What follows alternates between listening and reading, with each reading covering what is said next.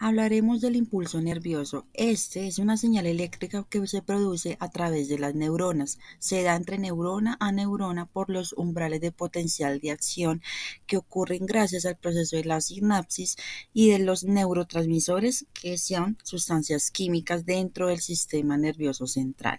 Las neuronas tienen un cambio en la polaridad, siendo positivas o negativas, y esto genera un impulso nervioso dentro del axón de una neurona. Las neuronas son las unidades básicas del sistema nervioso central. Gracias a ellas se puede dar el proceso de la sinapsis y la transmisión del impulso nervioso que nos permite aprender y que permite el proceso de neuroplasticidad. Esto nos hace pensar, esto nos hace actuar, esto nos hace percibir una sensación y accionar frente a ciertos estímulos que nuestro cuerpo recibe día a día. Las neuronas son las unidades básicas del sistema nervioso central. Gracias a ellas se puede dar el proceso de la sinapsis y la transmisión del impulso nervioso que nos permite aprender. A continuación se dará ejemplo de cómo el impulso nervioso se da dentro de, en este caso, un estímulo de percusión al tendón rotuliano. Esto es un reflejo que se genera a través del tocamiento por medio de un martillo a la rodilla.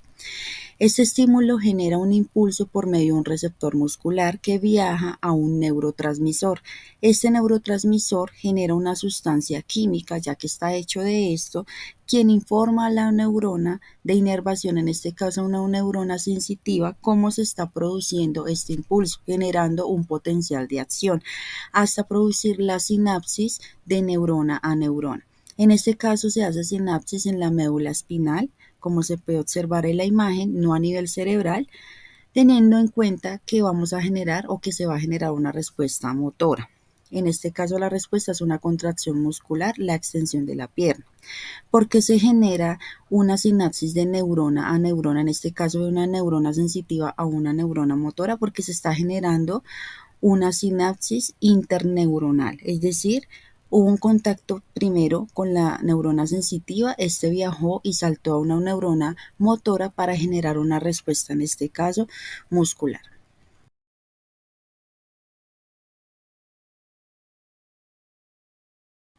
El impulso nervioso se origina a raíz de grandes potenciales. En este caso hablaremos del potencial de membrana, que es una carga eléctrica que hay en el interior y exterior de una célula. Aquí se guardan potenciales eléctricos de potasio y de sodio con carga positiva y con carga negativa en algunos casos. Estos producen unos iones que dan como resultado una polarización dentro de las neuronas y permiten el funcionamiento celular dentro de ellas. El segundo potencial involucrado dentro de un impulso nervioso para que suceda completamente es el potencial de acción. Este potencial de acción desempeña un papel muy importante en la propagación de señales eléctricas a neuronas que activan los procesos intracelulares como la contracción muscular, que lo hablamos en el ejemplo del reflejo rotuliano, y estos impulsos se transmiten de neurona a neurona. Si una neurona alcanza un nivel de umbral alto, se genera un potencial de acción. Si no se alcanza este umbral, por ende, será una neurona en reposo. Una de las características más importantes del potencial de acción es que su propagación no se detiene y se propaga en todas las direcciones. Una vez la magnitud y el voltaje supera un umbral alto o considerable, se puede generar un potencial de acción. Si no, como lo mencionamos anteriormente, la neurona está en reposo o la membrana, en este caso los potenciales de membrana y potencial de acción, permanecen en reposo. El potencial de acción siempre va a estar activo a lo largo del axón y las dendritas. La bomba de sodio y potasio se encuentra dentro de la membrana celular y esta se encarga de crear una división entre el exterior y el interior de la célula. Es aquí donde pasa el potencial de membrana, el potencial de acción, donde ocurre todo el intercambio de iones de potasio, de sodio, sean negativos o positivos, y donde se genera todo el proceso del impulso nervioso para generar una sinapsis finalmente. Aquí las células efectoras se pueden comunicar activamente y permiten la transmisión de señales e impulsos eléctricos dentro de esta misma membrana. Para que se genere un potencial de acción, como ya lo habíamos mencionado en las anteriores diapositivas, debe haber un estímulo con ciertos umbrales y con ciertas capacidades en cuanto a la interacción e intercambio de iones positivos y iones negativos, si hay sodio o potasio, entra en la membrana celular. Dentro de la ley del todo o nada, cuando hay un estímulo por debajo del umbral no provoca ninguna reacción, es por ende que hay neuronas que van a quedar en reposo o el proceso queda en reposo. Pero cuando el umbral genera una reacción completa, genera una excitación completa dentro de la célula. Es decir, que una ley del todo o nada significa que una célula puede responder completamente a un estímulo o no puede generar ningún estímulo. Para que el proceso del impulso nervioso sea efectuado, se requiere de una integración de potencial postsináptico, de una integridad dentro de la función neuronal y un adecuado proceso sináptico.